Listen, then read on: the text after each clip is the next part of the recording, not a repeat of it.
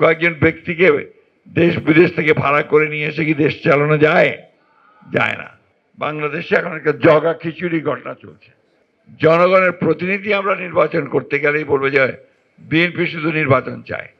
নির্বাচন কেন চাই সেদিকটা ভালো করে চিন্তা করুন, অবকাশই পায় না। অনেকে মনে করছেন যে কয়েকজন লোক সংস্কার যারা করছেন তারা কতগুলো বৈঠক করে আপনার সংস্কারের কতগুলো বিষয় নিয়ে এসে জনগণকে দিয়ে দিলেন আর সংস্কার হয়ে গেল। সেভাবে সংস্কার হয় না। সংস্কার হতে হবে একটা প্রক্রিয়ার মধ্য দিয়ে। It's a continuous process.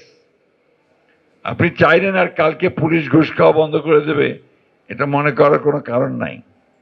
স্ট্রাকচারটা তৈরি করতে হবে এমনভাবে যাতে করে সে ঘুষ না খায়। ঠিক একইভাবে আমাদের যে আমলাতন্ত্র, এই আমলাতন্ত্র এটা আমাদের উন্নয়নের পথে একটা বড় বাধা। It's a negative bureaucracy. এই নেগেটিভ ব্যুরোক্রেসিকে পজিটিভ ব্যুরোক্রেসি করতে হলে তার জন্য যা যা করা দরকার, অর্থাৎ মূল কাজ হচ্ছে জনগণের সঙ্গে সম্পৃক্ত করা, সেই বিষয়গুলো করতে হবে। অর্থাৎ রাজনৈতিক দলগুলোর মূল লক্ষ্য হওয়া উচিত জনগণের কাছে চলে যাওয়া, জনগণের কাছ থেকে তাদের কি প্রয়োজন তাদেরকে শিক্ষা গ্রহণ করে সেটাকে নিয়ে এসে আপনার দেশ পরিচালনা করার ব্যবস্থা করা।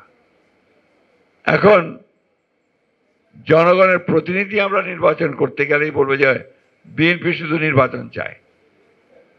নির্বাচন কেন চাই সেদিকটা ভালো করে চিন্তা করুন, অবকাশই পায় না। নির্বাচন না হলে আমি প্রতিনিধি নির্বাচন করব কি করে? আর প্রতিনিধি নির্বাচিত না হলে সে পার্লামেন্টে যাবে কি করে? আর পার্লামেন্টে না গেলে জনগণের শাসনটা প্রতিষ্ঠিত হবে কোত্থেকে? কয়েকজন ব্যক্তিকে দেশ বিদেশ থেকে ভাড়া করে নিয়ে এসে কি দেশ চালানো যায়? যায় না। এই যে সহজ সরল কথা, এই সহজ সরল কথাটা আমাদেরকে উপলব্ধি করতে হবে। বাংলাদেশে এখন একটা জগা খিচুড়ি ঘটনা চলছে। কিছু কিছু লোক, কিছু কিছু রাজনৈতিক দল তারা বিভিন্ন রকম কথা বলতে শুরু করেছেন। 25 বছরের ওয়ারেন্টিযুক্ত দীর্ঘস্থায়ী দরজা প্রোটেক্টর, আধুনিক ও মজবুত দরজা।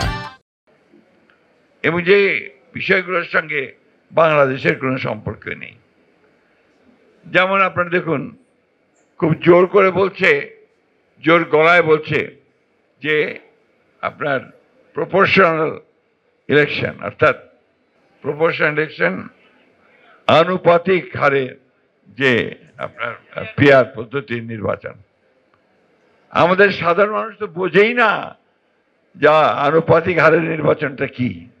তারা জানে যে একজন ক্যান্ডিডেট দেবে পার্টি, সেই ক্যান্ডিডেটের যে মার্কাই হোক, ধানের শীষ অথবা আপনার দাঁড়িপাল্লা অথবা আপনার কুড়া পাতা যাই হোক, সেখানে গিয়ে সে ভোটের দিন ভোট দেবে, ভোট দিয়ে সে নির্বাচন করবে, তাই না? এখন এনারা বলতে শুরু করেছে না আনুপাতিক হবে। আনুপাতিকটা কি জিনিস সাধারণ মানুষকে জিজ্ঞেস করেন, তারা বলতে পারবেন না। আমরা যারা রাজনীতি করি কিছুটা বোঝার চেষ্টা করি, তাতে করে ভোট হবে, জনগণ ভোট দেবে, যে দলটি সবচেয়ে বেশি ভোট পাবে তারা তাদের নমিনেশন দেবে পার্লামেন্টে যাওয়ার জন্য। এতে করে আমাদের দেশের সাধারণ মানুষ যারা তাদের এলাকাতে একজন নেতা চায়, প্রতিনিধি চায়, তার কাজগুলো করার জন্য সে একজন নেতৃত্ব খোঁজে, সেটা কোনো মতেই সম্ভব হবে না। আমরা এই কারণেই বলেছি যে লোয়ার যে আপনার পার্লামেন্ট, অর্থাৎ নিম্ন কক্ষের যে পার্লামেন্ট, সেই পার্লামেন্টে আমরা এই আনুপাতিক হারে নির্বাচন কথা আমরা চিন্তা করি না।